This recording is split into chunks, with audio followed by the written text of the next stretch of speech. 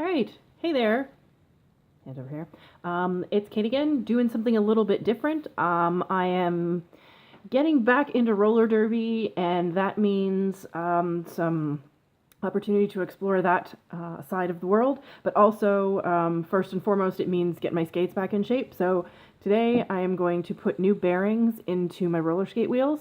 They've got them taken out already. I did that stack, but yeah, so this is putting rollings into bearings. No, this is putting bearings into roller skates. So for those of you who aren't familiar with how a roller skate wheel works, this is the wheel. It's hard on the outside and it has an opening on the inside, and they look different and they can be different hardnesses and all sorts of other things, and wheels are like an entire universe into themselves. But in order to make them work, what happens is the piece from the truck is going to go through the wheel and the wheel's going to spin. Yay, that's great. But to make this wheel spin well, you have bearings inside them. So this is a roller. This is what the bearings look like inside. So I've taken the top. This is the top off of an old roller skate bearing. The bearings that were in my skates had gotten wet, had been in there a long time. When I tried to clean them, some of them were really badly rusted. So I just got new bearings, and we're going to go with that. So the old ones I took apart. So as you can see, there's these tiny little, can you see them? Are they in focus? Yes. These tiny little ball bearings inside of this casing. And if you do this, they spin. And they spin a lot better than this. So that means the wheel now goes, and will spin even better when I put it actually on the skate. So that's what they look like on the inside, and so this is what we do. So using Bones Reds, I have mini logos in my other skate wheels, my outdoor wheels, and I had Reds in these wheels before. Reds are very well-known, well-respected, and they're reasonably priced compared to bearings. You can get bearings that are insanely expensive, or you can get bearings that are a more reasonable price. So these are more reasonably priced bearings. So let's open up this particular package. I got mine on Amazon. You can get them from skateboard shops. You can get them from roller derby websites. You can get them from all over the place. I got mine on Amazon because that was the least expensive place I could find to get them right now. Open up the bearings box, and they always come with a sticker, so good for putting on your helmet or your laptop or whatever.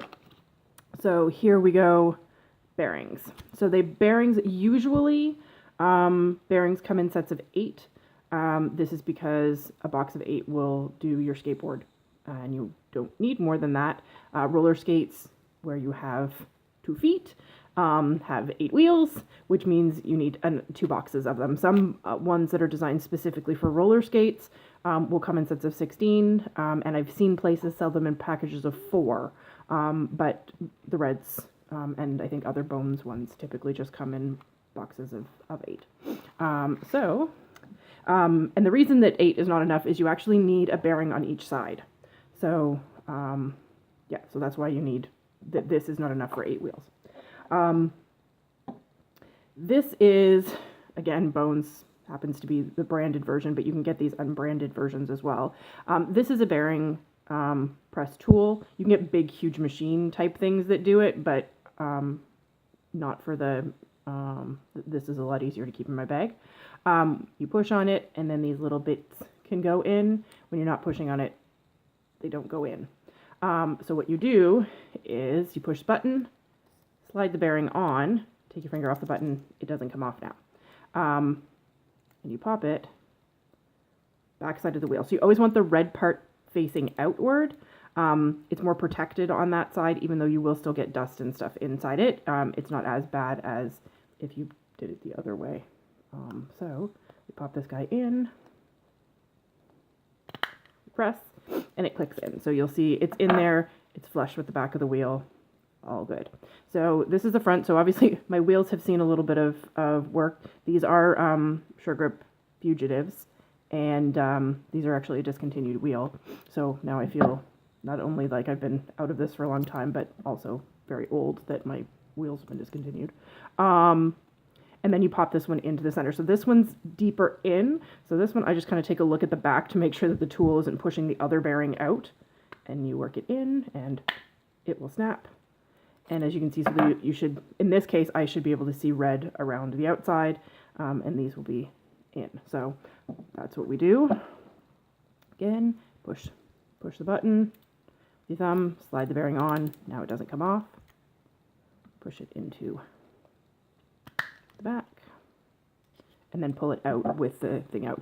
So this same tool will allow you to pull them out.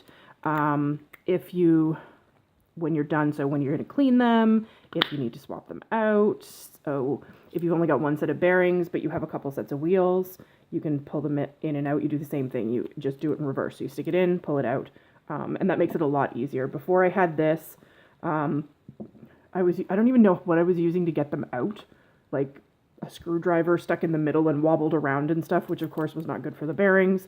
And then I was using a wooden spoon that I was like only trying to push on the very center, the back end of it, and yeah, my process for doing it was definitely more awkward.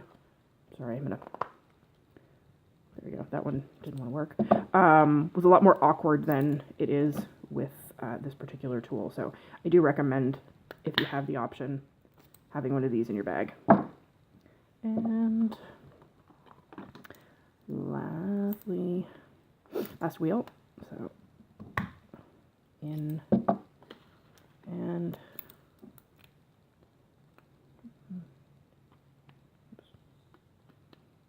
I can actually see, whether you can see that, I can see it, the tool kind of peeking in through there, so I know when they're lined up, because if you don't line them up, you will push one side in and push the other side out. That's also why I do the back one, because it's a little harder to see on the inside because it's indented there. But as you can see, so there it's now in. So I'm going to tidy this stuff out of the way. If I had cleaned these bearings and was putting them in, I would use some of this. This is the lubricant. It's the Bone Speed Cream.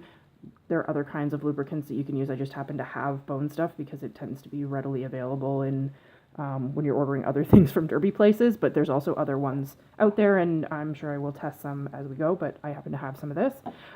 You put a couple of drops, a couple for reds. For the higher end bearings, you would only need to use one drop, but it's a lubricant that basically, these are little metal wheels, or little metal balls in here. The lubricant helps them spin nicely, and it helps them not seize up and all those other things. So would have dropped a few in, but they're brand new, and they come pre-lubricated. So I don't need to, which is also why you can see there's greasiness inside the box. It's the lubrication. So the next step is grab a skate. And as you can see, I don't have, this is a very sad roller skate that isn't rolling anywhere with no wheels. So let's take a look at the bottom of the roller skate. So this is a plate. These are Sure Grip Invaders. These are a metal plate that I put on. These are, like, I guess, my second pair of plates. So took the original plates off this boot, put this plate on. I'm a heavy skater. So a metal plate was good because when I took the plastic plate off, it was actually already cracked. And I'm lucky it didn't blow out when I was trying to skate on it. So these are the trucks, and they are where the wheels are going to attach in. So let's do that part. So drop a wheel on, make sure she spins. She spins nicely. And you can see the pink going around. And then I had my hardware taken off and put aside in this handy little kit. You can get different nuts for these. I'm actually going to order ones that have, so this is the bolt that holds that on. I actually do want to get, this is the nut. This is the nut that holds it on. The bolt's the bolt. This is the nut. Sorry. This is the nut that holds it on. You can actually get ones that have a plate at the bottom. I'm planning to order some of those. They just help keep your bearings clean a little bit more. So we drop it in there, a little bit of a twist with our hands. And then this is the tool I use. It's basically just a little, got a wrench on one end and little sockets on the other. You can get all sorts of different tools to do this job, but this happens to be the one that I have. Don't let the skate move. So you're going to tighten these up, and I'm just going to put them all on. So you want to tighten them, but you do want it to have some wiggle room too, because if you tighten it too much, they're actually not going to roll, because now you're putting pressure on it and holding it in place. So not going to roll as well. They're also not going to move as well. So your trucks are going to move, your wheels are going to move.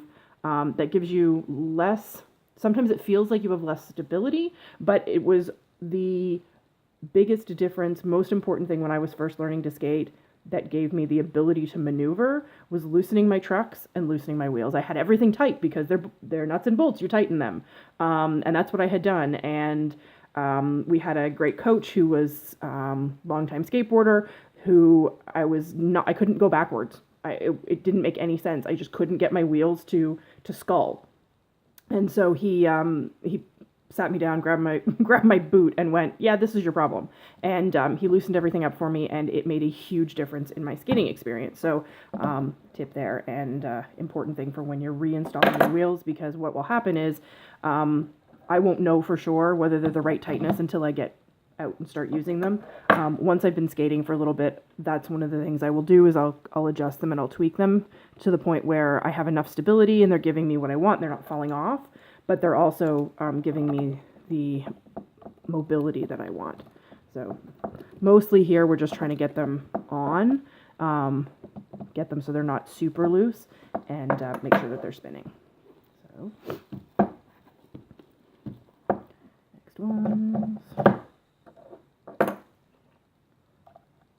And you can get these nuts in different colors. You can get them in all sorts of fancy things to match your wheels, to match your skates, to show off your personality, to do whatever.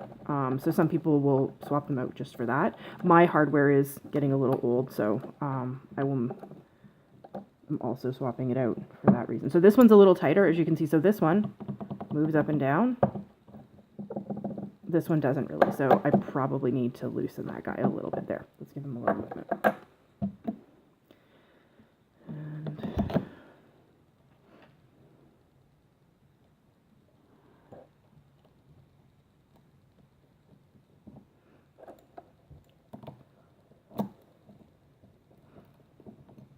And this tool, this is a great tool. It has a variety of different sizes on it. The one on the back end will take take these nuts off to allow me to change out the bushings. And this one does the nuts that are in the wheels. So there's a much happier looking roller skate. Look, she rolls. Yeah, so these are my indoor wheels on, and yeah, that is how you put bearings in roller skate wheels and how you put wheels on skates. Yeah, so if you, I'm gonna do the other one off camera because watching me put the wheels on two skates is probably a little on the boring side, but I hope that helped. And if you've got tips to make my doing of this better, please share them. If you've got questions, I'd love to hear them. I'm calling myself refresh meat. I've been fresh meat before, and I'm going to be fresh meat again. So I've been there a little in advance, but everything, as always, rolls forward. So the world of Derby has continued to evolve, and I'm looking forward to learning all the new stuff and getting back into it. So if you enjoy the roller derby videos, if there's other things that you are wondering, let me know, and we'll talk soon. Bye.